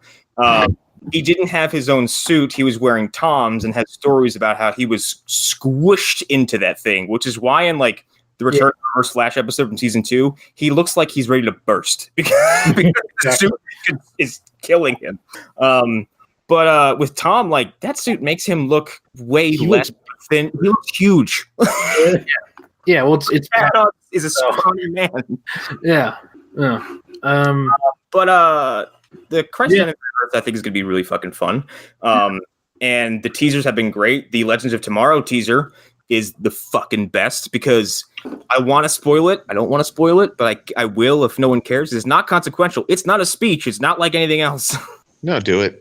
I mean, I'm going to forget. So there's just a quick sequence of I guess the Legends are doing some kind of like circus routine kind of thing. I haven't seen the episode yet, so I can't tell you the context, but they pan to the crowd who are all cheering. And real quick, the Monitor is smiling and shoving popcorn into his mouth. And that's all you see. That's great. I like that.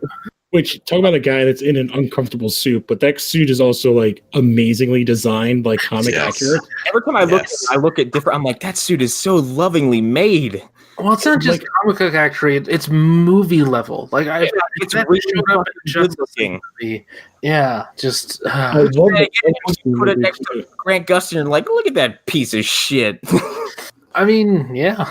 I think it's because like for some reason the Flash suit, like I get the Green Arrow one being leather. They need to like not have Flash in like leather stuff anymore. No, I mean, it just doesn't work.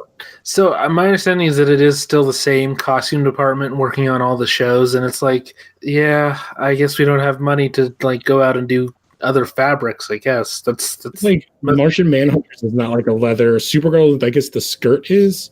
Yeah, hers is the first one where they were like Barry's season 1 suit, the maroon one, looked less leathery, but like looked like it had a cloth-like texture to it.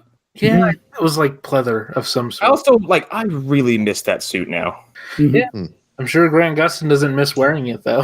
Oh, probably Well, not. they only really changed it this year. Like the first suit and the second suit are basically the exact same suit, just with like a slightly different color. Yeah, it's been like small changes here and there, really. But this was the first time they really radically changed it. So It just looks like a bicycle helmet with like on his head. yeah, I think they should just take off the neck. I think that will fix a lot of things. Take off his neck, Arlen. Are you crazy? No. Back on shoulders. Yeah, I mean, I have actually on the list Batwoman. Did anybody actually see the trailer? Or Yeah. I watched it. I did, and maybe it's because I didn't find her that remarkable in Elseworlds or something, but it exists. Yeah, I don't know. I mean, the trailer looks good, but I just Everybody involved. what's that? Like I like all the people involved and the characters. Like they aren't using her like really her only main villain is like straight up who they're doing, which is an interesting character. Yeah, exactly. But it's gonna fall to the same problems that all the CW shows do. I mean, it's Arrow. Like, Yeah, it's the Arrow replacement. this show is Arrow, and it's like, well, I mean, I'm glad that they found their Arrow replacement so fast, and like, glad that The Arrow, man. I'm not gonna watch it really. Like, I'll check it out, and it'll be part of the crossovers, I assume. But, I'm good. If I want Ruby Rose, I'll watch John Wick 2 again. Fucking That's part of the problem is that it's because she is the person I'm going to spend the most time with. I'm like, I don't trust her to carry that relationship. better in that trailer. I think she's better in that trailer than she is in all of that episode. I agree. So yeah, I don't know. It'll be interesting. The actress who plays her, who is she playing Montoya? She just I don't know if they say the name, and she's dated several cops in the comic book. Okay. Yeah. 'Cause she's dated Montoya and Maggie Sawyer. Well, it's not Montoya. That actress, I've seen her in a lot of stuff, including MTV's Teen Wolf. Oh boy. God damn it. She's great. She's great in that show. So You've been due for a while for another one of those. yeah. Yeah. So I don't know. Like, I might watch it just because for her. I don't know. She's good. I thought we had to say something about it because it's our. I think the most interesting part of the trailer is how she the reveal with the suit, and the way they're using. I think it's Lucius, right? Yeah, that's kind of the impression I got. Yeah, I don't think it's Luke. I don't think it's his son. Well, I think it's that's Batwing. Yeah, I think that is. I think he's Is it going to Luke? wear a Batwing suit at one point. Oh, really? Yeah, I think he will. I guarantee it. Almost. If it's Luke, then yeah, he should. But the thing is, they're completely changing Luke based on the actor and how they're playing him. Yeah. But I can kind of understand that because Luke is kind of like Bruce, except that he's black because he's an Olympic athlete, he's an MMA fighter, and he's a genius. Right. I mean, he sounds like another character who's been on these shows, but yes. Oh, you mean what's his name? Mr. Terrific. Terrific. Yeah, whose I name? always miss God is they already. changed his name. Yeah. I will say this: I kind of anticipate. Yeah. I anticipate more pushback from the crowd, who is very anti. Stop giving us peripherals to Batman as a TV show. Yeah. Which this is less offensive. But every time I see a trailer for Alfred, I'm like, that's fucking real. Yeah, I keep forgetting it's real. Yeah. I like the idea of that though enough. Like, I think it's an interesting idea. Sure, yeah. yeah. It's like part of the Air Force, right? That's this whole thing. They change it all the time because, I would say the best one. Snyder did a run with it, at the very beginning of Rebirth. I think it was Snyder or whoever was writing it was All-Star Batman, and it kind of took a turn on Knight and Squire with Alfred. That was real interesting. Yeah, I heard about that. His daughter was working with them full time. Yes, Penny too. I'm favorable of Earth 1 Alfred, who has one leg, who is like, you stupid petulant boy, come at me, and fucking fights Bruce in his room. And if Alfred's like, you're a fucking pussy, and then Bruce kicks his wooden leg off, and Alfred's like, touche. Yeah, they did another. I'm trying to think. They did another interesting thing in the books where him and Wintergreen, which is like Deathstroke's buddy, were like in the same unit in like the British SAS. Also, it's never going to achieve the heights of Injustice Alfred, who took a super pill and is headbutting Superman into a concussion state. It's one of the finest Alfred panels ever made. Yes. Even if it's the following issue is Victor Zsasz sneaking into the Batcave and stabbing Alfred to death. Because Injustice. Even if it's everything following the first like 12 issues of Injustice. Oh my god. Yeah. That Injustice Season 2 comic like petered out and no one's talking about it. Yeah, isn't Injustice fun, everybody? Oh yeah, The games are. so fun. I am a sucker for Elseworld stuff, but no. Yeah. No, I can't. It's just no. Here's the thing. I really like the concept of Injustice, like Superman being like, yo, fuck all this. But like the comics just went so far with it. Well, right now, the problem with the comics is that you set up a 5-year timeline where by the end of it, you know that Superman still holds power, is still running the world, and has faced little to no opposition, which means that for 5 years, you're going to watch people you like get beaten, get killed, and get demoralized. And that's all. Beyond that, though, we've also seen Superman, he's defeated Green Lanterns. He's essentially defeated all magic. He's defeated gods. Like, he's unstoppable. And yet then somehow in the game, he's all of a sudden able to be. Well, yeah. Well, the first game has like a shortcut, which is bring in another Superman. But the second game, at least Batman was like, hey, I've been working on the suit for 5 years and it's laced with kryptonite. Come at me, you son of a bitch. I don't know. Anyways, moving on. Okay. What is... Oh, yeah. Michael Rooks. Finish line. Yeah. Yeah. Yeah, So, do we just want to jump into the extras, or... Yeah. Yeah. Yeah, do we want to do it? I know there are people out there who want to do it. Okay, yeah. So I wasn't anticipating a full scene, and it scared the fuck out of me. it's Yeah. I, That scene in the book is even more fucked up, but it looks like they're doing a real good job of making it pretty terrifying. And they managed to fuck with me for the whole time too. Like I was in it, like I was watching the film, because like the lady is like, I'm sure something's weird about her, and then like she's down the hallway and does that like glance, and then the giddy hop off camera. I'm like, oh no, fuck this. Like That's the thing. Like, I think this part of the story is going to be more horrific than the first one was. Yeah, because they had to establish the rules in the first one, and it's now also easier to scare kids. Like as if Pennywise is trying to freak out adults, like he's going to have to really dig. yeah. I would actually like it if, like, in this, Pennywise turned into something from the first movie that terrified them, and they're like, "Yeah, we've seen that already," and they start hitting him with baseball bats. That is my favorite part of that first movie, and they're all like, all right, I'm so fucking tired of this. I love that scene because never in my life have I seen a straight up horror film end with the primary antagonist getting dog walked by children. Yes. The thing is, like, by the reach that point, they're so fucking fed up with everything. They're just like, I gotta kill this fucking clown. Yeah, let's fight this extra dimensional being who can shapeshift and conjure up spider legs at a moment's notice, who's got 3 rows of teeth, and they beat the fuck out of him. Mm-hmm. So good. I love it so much. But yeah, this trailer was good, and like all the stuff they showed from the actual the teaser trailer itself, the clips in the movie, all look great. That one shot of Bill Hader in the fucking park with Pennywise flying through the air with a bunch of balloons, flying over the Paul Bunyan statue, which yeah. It's also it just like all the Pennywise stuff looks like he's just doubled down on his abilities. Like now it just looks weirder.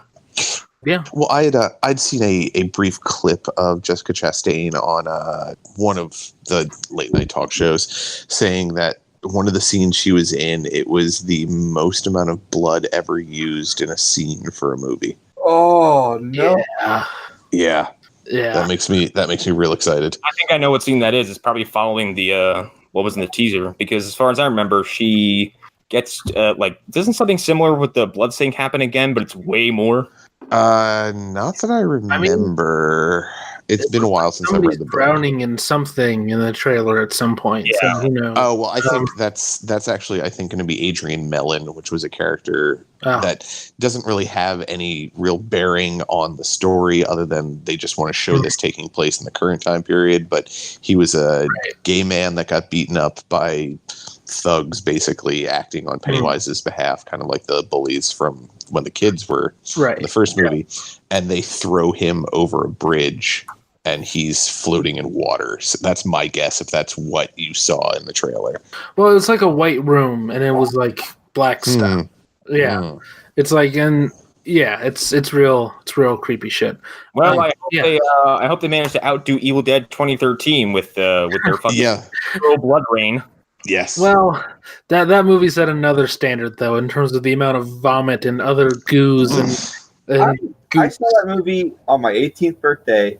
And I actually really love that movie. Me too. It's so good. I love it. I don't know. It looks good.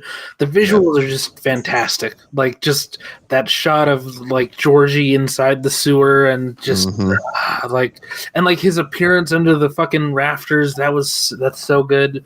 And seeing that in a theater, it's fantastic. The sound and just Skarsgård, like he's going fucking all. I'm just glad that like the first movie was such a runaway hit that not only do we get the chapter 2, but I feel like we should be getting more really intense, just straight up horror films, like theatrical horror films. Anyway, I hope we get more of them because The Conjuring, but that's slowly becoming a franchise that needs to stop.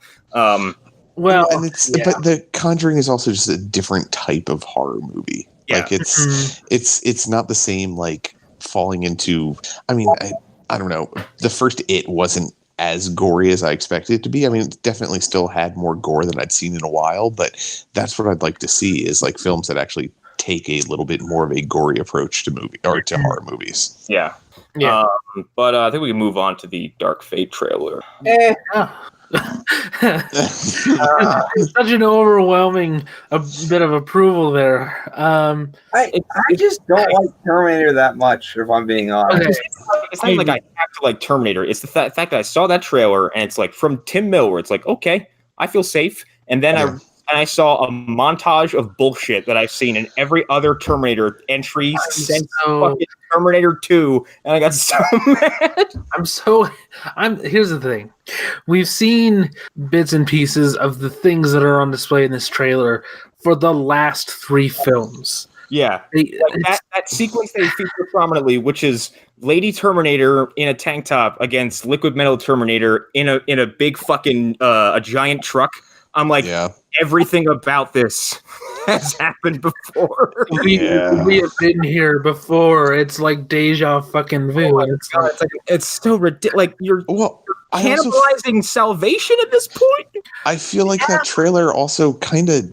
I mean, I don't know if it was anything was given away that the woman who's playing the Lady Terminator, I can't remember the actress's name because I actually like her, but I feel like they should have not given that away in this trailer. Yeah, that should have been, I don't know, a surprise.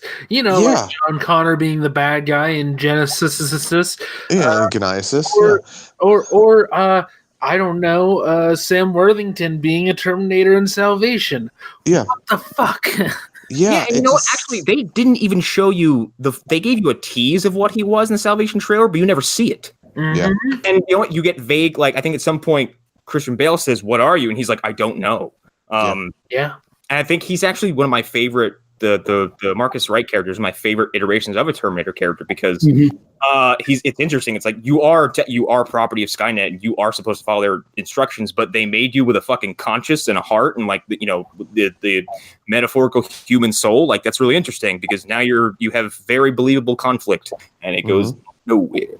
Well, real quick, the rumored ending to that originally was supposed to be that John Connor got turned into a Terminator. He wakes up from an operating table with a Terminator face and shoots everyone in the room, and the movie's supposed to end. No. The one that I'd heard was that John was going to die, so they basically transferred the technology from that Terminator into John, or whatever the case was going to be, that John would just the become. heart. Or they turned him into Sam Worthington. But essentially, yeah, it would have been that he was still the leader of the rebellion, but he was actually a Terminator underneath that had conscious. That's actually a great explanation for how just a dude leads a revolution against robots, because I feel like there are a lot of premises that you have to believe with the Terminator movies, but the believing that it's just this dude and he's the reason that we won. What's special about him? Not a goddamn thing. Not a goddamn thing. But, Mom was mentally unstable. Well, yeah. Okay, Linda Hamilton. Like, back to shit I've seen before. I felt like I was watching the Genesis trailer all over again because it plays out the exact same way. Exactly. It's Linda Hamilton or Sarah coming in to save the day and all these other things, and it's like, and it's really bad when all I can think is like, Sarah Connor Chronicles was a great show. Bring that back, because I'm like, the best version of Terminator in the last 20 years is that show. That's the best, and it's a show that has a lot of problems. At least Linda Hamilton still looks good for her age. Mm-hmm. Yeah. And then old Arnold doesn't make any fucking sense. Can I ask a question? Yeah. I never saw Genesis. Where does this new one? Genesis was like a reboot, right? Here's the thing: no Terminator sequel since 3 has been technically canon because they keep retelling you the fucking story over again and changing. It's only been 2 movies. But with the butterfly effect, technically every movie is a different universe. Yeah, the problem is we keep like Salvation happened. It's like, oh, the future of my mother worm name out never happened. And all the things we were supposed to do never worked. But then you go to Genesis and it's like they fucking just rearrange set pieces and then over explain it, and then they double down on nostalgia and they rewrite their own rules a bunch of times and don't bother explaining anything about John Connor. And then this one's rolling around, and it's like, okay, where has Sarah Connor been? Is this a different timeline? Is she from the past? Is she from the present? What the fuck is this? It's so... I feel like this franchise is fucking cursed now. Like, and here's the thing, you can see the seeds of something interesting. I've been saying for a while, do a Terminator movie where the Connors have nothing to do with it. Where it's just because the universe is interesting. Yeah, and I could foresee Skynet sending a robot back to kill, I don't know, John's 5th most important. They did that. That's the 3rd one. Yeah, they could easily do that. They're just killing off random people. Legitimately how the 3rd one starts, though. So and the time travel, maybe it roasts somebody's brain, right? Or one of the robot's brains, and it just goes and kills a random person that has nothing to do with anything. I was about to say, what if you, I don't know, send a Terminator back, supposed to kill John Connor, right? John Connor gets into a car accident the same day and dies. Exactly. You have a tangent timeline where you have this fucking robot who's stuck in the past, who maybe comes across someone else and becomes kind of like the first movie where it's like a slasher movie where some rando has pissed off a killbot. What happens when the actual John Connor dies, but there are other people named John Connor in that timeline? Do those people become the John Connor at that point? Is that... It depends on which movie. Programming goes fucking insane and just finds a John Connor. Mm-hmm. And as we're going to find him, it creates John Connor. It creates the John Connor who could go and save them from the future and stuff. There's a lot of interesting things you could do, but no, we're just going to retell. I found you, John Connor. My name is Horace. Yes, John, I know. I will say, though, Diego Luna's Terminator looks cool as shit. He does. It's a cool design. I don't.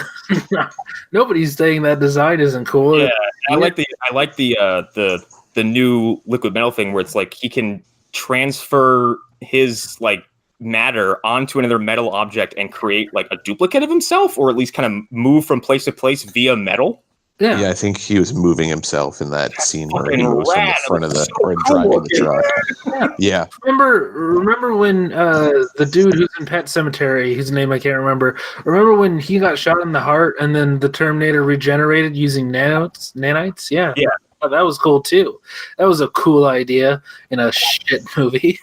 point is, these Terminator movies they've had loads of good ideas. I could argue back and forth about how the TX is a cool design, but that movie's fucking trash. It's just I think a lot of the stuff featured in Salvation is some of my favorite extra stuff from the Terminator universe because I got to see it all. Like I got to see, outdated T-800s whose fake skin was falling off because they'd just been exposed to the elements for so long. T-800s and 500s and upgraded versions of different robots than like the first, Arnold model or something like that. And the big robots they use to kidnap people that no one heard coming for some reason. Yeah, they did silent robots stomping outside, and everyone's like, "We were surprised." Yeah, they learned it from the Faceless Men, like Arya. But all right, do we want to move on from this shit show? Looks kind of it's gonna be bad. We're all gonna hate it.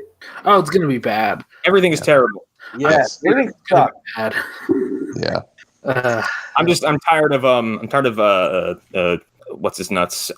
James Cameron constantly signing off on these fucking sequels. Like, yeah. Maybe here's the thing: going into this movie, thinking that it's going to be bad can only be helpful if it's actually good. So, yeah. I think it'll be fun to see the action scenes, and that'll be about it. I think it'll be fun to complain about it afterwards. That's how I feel about it. Here's a fun story about Genesis, is that I heard they cast Matt Smith, and my excitement went up 1,000-fold. And then he doesn't say anything for the first 10 minutes. Pushes his hand into John Connor's face, and he's never seen again. Well, no, he's a hologram at the end of the film, and barely recognizable hologram. Yep. Because that makes sense that he would be a hologram at the end of the film when that person hasn't been born yet. Very good point. But anyway, we want to talk about Picard real quick. I mean, there's not much to say about it. Yeah, there's not much to say. Lou, you have seen the Discovery. I have finished season 2 of Discovery. And I liked it. I know a lot of fans don't like it, so I really liked it. I actually think one of my favorite things that it did was that it like hardcore tied into the original timeline. Yeah, so like one specific episode, it's like crazy tied in where they showed. I heard they did some cool Pike stuff. Yeah, they straight up they revisit the pilot of the original show. Yeah, and I mean, not to spoil it, but Pike is sort of given like a choice, like go on and do what is going to happen to you and live your life the way it happened in the old show, or choose not to and make a new destiny. And because he's who he is, he chooses to do what's right. You're not make Destiny. That game's alright at best. Yeah. Discovery is really good. I think it's really good. So I'm excited for this. It's really good. I love what they did with Spock in the show, and I like the guy that played Spock. And then when he when he does the stuff at the end, I was like, holy shit, it is Leonard Nimoy. Yeah. He looks more like him than Quinto. Yeah, there are moments where it's really uncanny. So yeah, I'm the Picard trailer is not really a lot. Like it's a lot of voiceover, and it's a woman of some sort, and she's talking about why Picard left, and essentially there was a rescue mission that went wrong, and he lost faith in the Federation. So it's Logan, but with Picard, and I'm so into that. Yeah. Let's hope it's stabbed in the chest in bed this time, though. Exactly. In canon, since he was part of the Borg at some point, is he like sort of a little like he could age slower? No, not unless he has the nanites in him still. I mean, maybe, I don't know. He's the only one to have like the Borg stuff completely removed from him, I believe. Some of it's still there. There's still some of that stuff in my body. You can't remove it. Yeah. There's some of it, but not the stuff that would actually really change his aging. It's all like brain stuff. It's probably stuff that like I don't know. Maybe he has a pacemaker. Maybe he has something else like attached to some vital organs that would probably keep going for longer than usual. He's always had a mechanical heart for a while. Okay. He was stabbed in the heart while he was in. That's right. I remember that episode. In the show? Yeah, the show. There's 2 episodes about it. There's one where he has to get a replacement heart, and then there's another one where he has to go back through moments in his past. That's with Q, right? Yes, guided That- by Q. That is the episode I remember distinctly because, like, I think he's Yeah. basically saying you have to visit this moment, and it's just him getting stabbed. Mm-hmm. I'm Yeah. trying to think. What is the last thing that he has done as this character? Was it the last movie? Nemesis. The The last, Oh my god! the last thing in this timeline is the future stuff from the 2009 film. Okay. And this is after that, I think, but I'm unclear as to when. If that rescue mission is Romulus blowing up, that's interesting that it's been 15 years since that, or 13 years, or something like that. That's an interesting place to start from. That's sort of what breaks him. Maybe the Federation just didn't do all they could to help Romulus, which is very much the kind of thing that would piss Picard off. But I'm curious to see what they actually. I'm excited, but I'm the same place as Eric. Like, I'm not going to pay for a streaming service for 1 or 2 TV shows. I mean, same reason why I don't have a DC streaming service, because like there's no way I'm spending that money for one show. the service is going to fail, and then the show's going to go somewhere else. Yeah, like that too. Like I'll the wait. DC service is a little bit more worth it because you got a couple of shows, and then they're putting every comic book that they've ever done on there. Library is becoming increasingly more enticing because I'd rather have one legal place I can go to read a bunch of shit, and would rather contribute financially to something than have to be like, oh, I gotta go track down this fucking, I don't want to pay $45 for it kind of thing. Read it on the internet. So spoilers everybody. Or you could check your local library. I mean, I gotta get up there yet. on the CBS All Access thing, paying for it for a month is something I'm okay with. I won't do it like once a year, but I don't know. But the whole idea of just create a new email and get a new trial. Yeah, but that's the thing. Like, I don't want to have to feel like I'm rushing to watch anything. Like, because your free trial is like 7 days. Yeah, but I mean, for me, I watched all Discovery in like a day. So yeah, I watched all. Well, I don't have that luxury, unfortunately. I know. The show looks like it's only going to be 10 episodes too, which is nice. But I tried to cancel it, and then they were like, "We're going to give you 2 months for the price of a month." And I was like, "Okay, I'll stay subscribed for 2 months. Why not?" Also, I get to watch Twilight Zone as it goes up. Yeah, good point. I forgot about Twilight Zone. Yeah. And also, The Stand is going to be there at some point if that show actually happens. I'll wait and see on that one. I'll watch it. I mean, Josh Boone did direct New Mutants, so maybe it's not a good thing. But who knows? That movie that's definitely surely coming out that they have reshoots right. for. That movie the that Bob actors knew Iger's about the not reshoots taking of. out into the shed to It's going to come out the same time as Sonic. probably. That's the thing. 2020. The fact that they're like, oh no, there were reshoots, and then Maisie's like, if there were, I don't know about them. Yeah, I wasn't a part of those, but yeah, I don't know. Yeah. Picard, I don't know. I'm excited. I mean, I made a post or a comment in Pixels about how I want the show to mostly be him running a winery, and I think a lot of people thought I was joking. I was completely serious. I want the show to be about an old man running a winery. Like you wanting a half-hour Marvel one-shot of just Thanos on his fucking farm. Exactly. Exactly. I just want future wine. And what are the logistics of future wine in a world where communism is basically the thing? Because they don't have a financial system in Star Trek. Wow, They just exactly. I brought that up in comics this week, and because people are like, oh, bitching about how liberal. I'm like, Star Trek is like the dream of communism. Yeah. Yep. Because in that first contact that they straight up talk about it. Because Alfred Woodard, when she goes up to ship, is like, how did you pay for all this? I can't remember which character. I think it's Picard. Is like, oh, that's not how we don't do that anymore. Yeah, we don't worry about money. Yeah, Capitalism is dead. Yeah, they just 3D print everything for an instant. Right. I want proletariat for life. I want Arlen's wish of it being about future wine and the creation of it, and then I want some ridiculous future wino who Picard is always having to chase off of the farm with a laser pitchfook. William Shatner. God damn it, Kirk, get out of here. He's the You're supposed to be dead. It's Shatner wearing a mustache, and it's.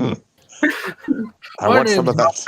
He's like, I was the best captain. Just runs away. Give me some of that Saturn Chardonnay. He rides off on a horse.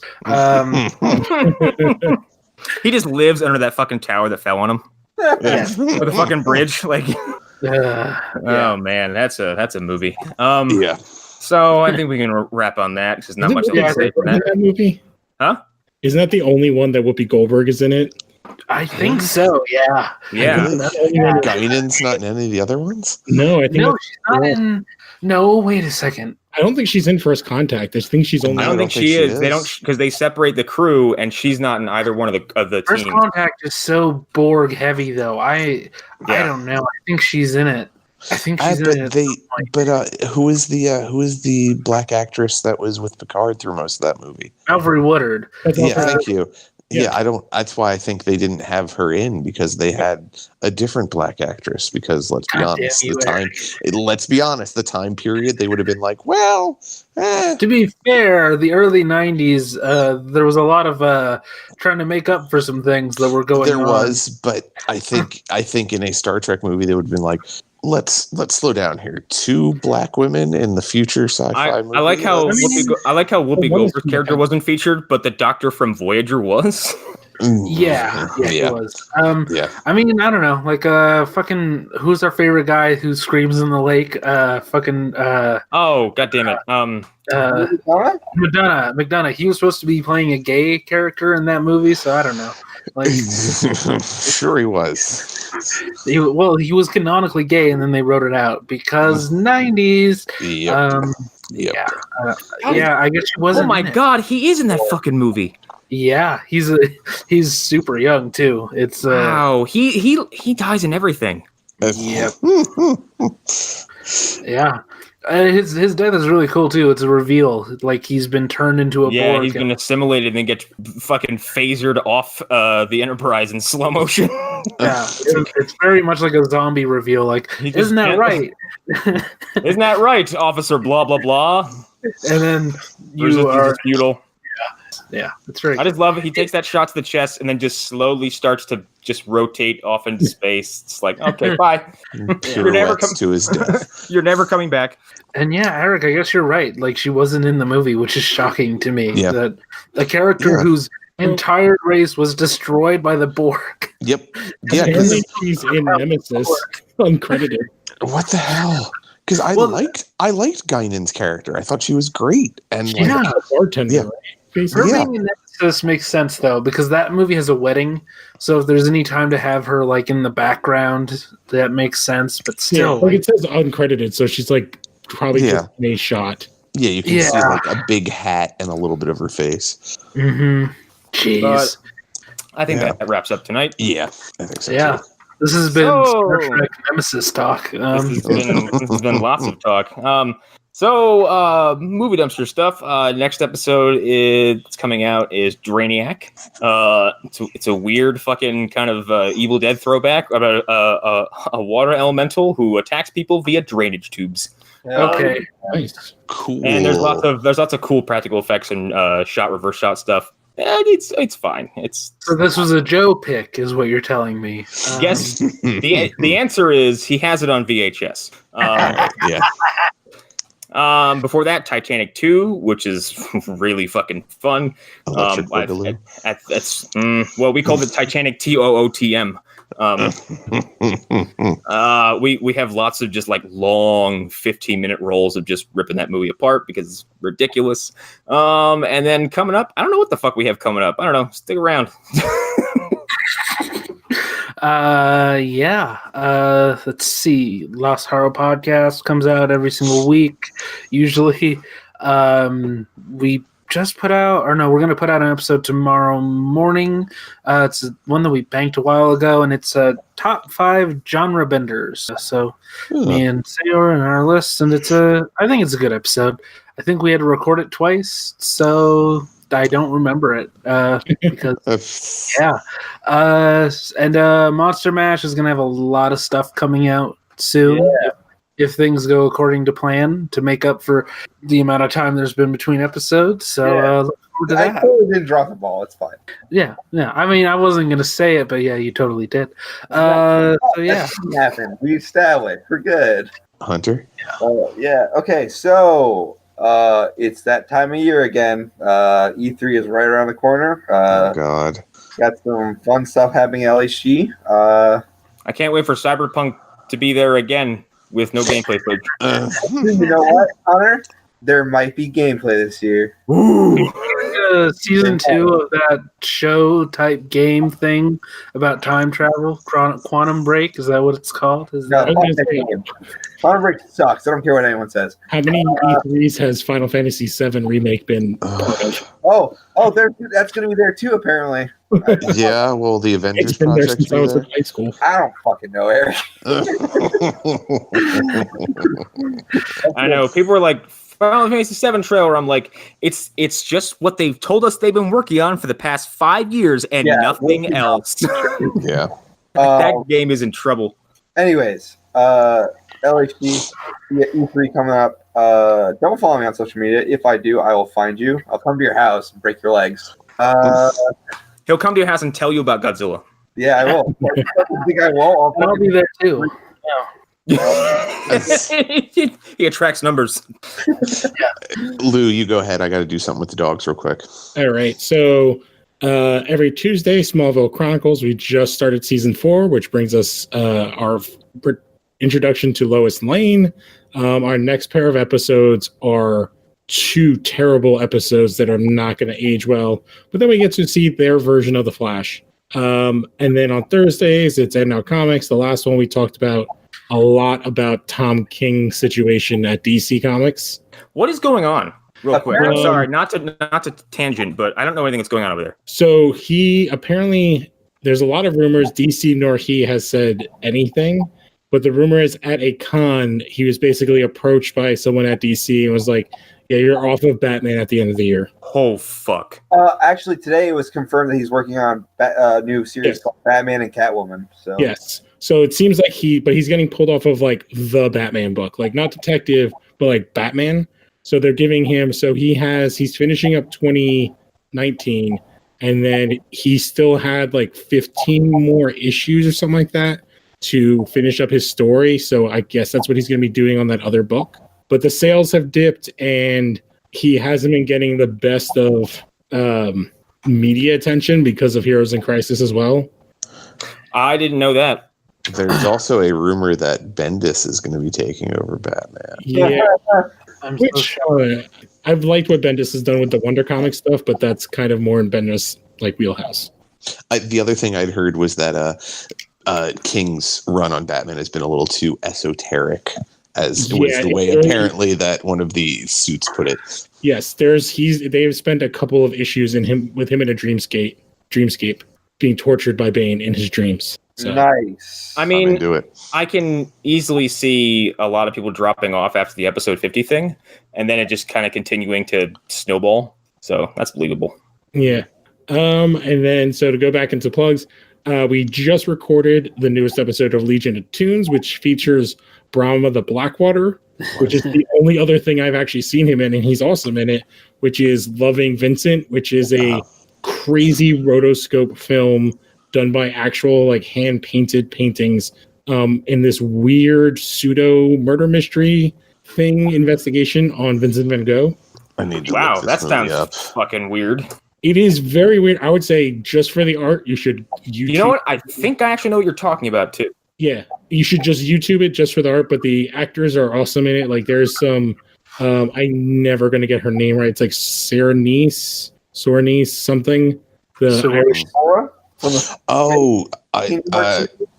who you're talking about. She was the actress in Lady Bird. Yes. Oh, Saoirse Ronan. Yeah. Yeah, she's in it. Brown from Blackwater. There's like a really good cast in it. And it's like insane. Like it took like, I said it was like 200 people Jesus. Like to be able to do this. Yeah, it's some pretty crazy ass shit. Like I would say it's kind of, I compared it a lot to like Boyhood in like as like an art installation kind of a thing, like in and itself, it is an amazing work.